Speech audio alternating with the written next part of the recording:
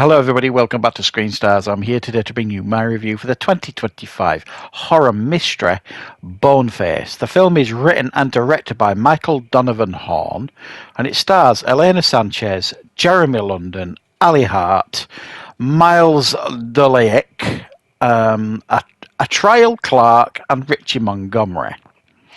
Right, okay. This film follows a couple of detectives who have tracked a local serial killer who goes by the name of Boneface, who has been going around and slaughtering children at camps. And has killed up to 41 now, and they've just literally left a crime scene where Boneface has claimed another 9 victims.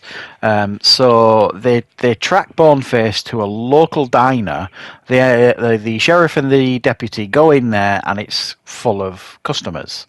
They make the assumption that one of these customers has to be Boneface, especially as they find evidence in the trash that suggests there is somebody in there who must be Boneface. So what follows essentially is a whodunit, as they try and piece together clues by talking to the suspects, so on and so forth, to find out who is this savage serial killer. Right, what are my thoughts on Boneface? Well, this is, as I mentioned, this is a slasher film crossed with a whodunit, a murder mystery, if you like.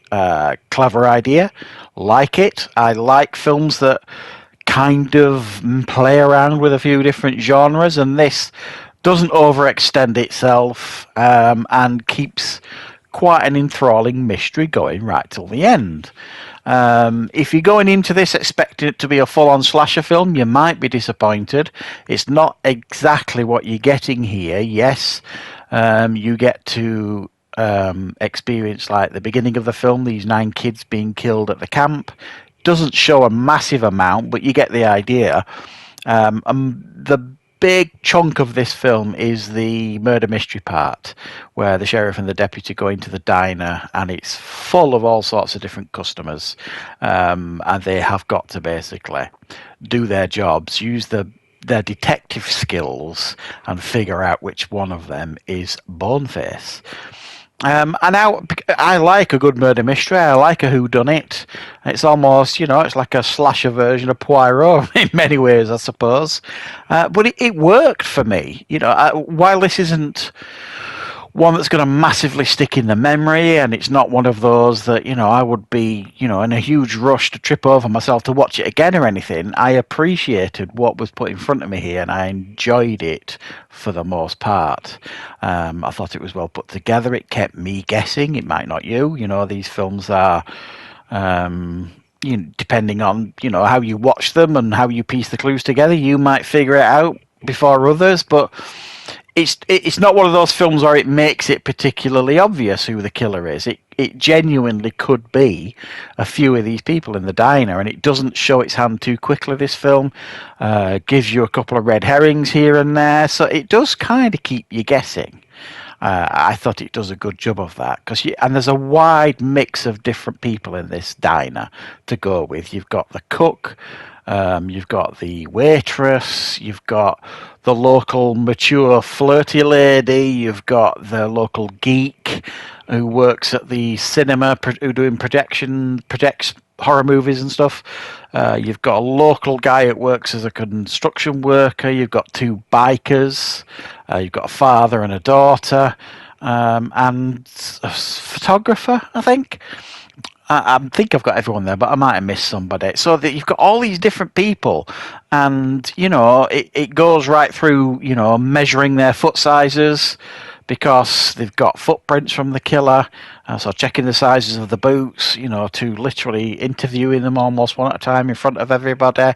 It goes literally through everything, really, so you get to experience all of that, and then the pushback from some of the customers who are not happy about the situation they've been put in, so on and so forth, and then you get the inevitable clashes between the customers,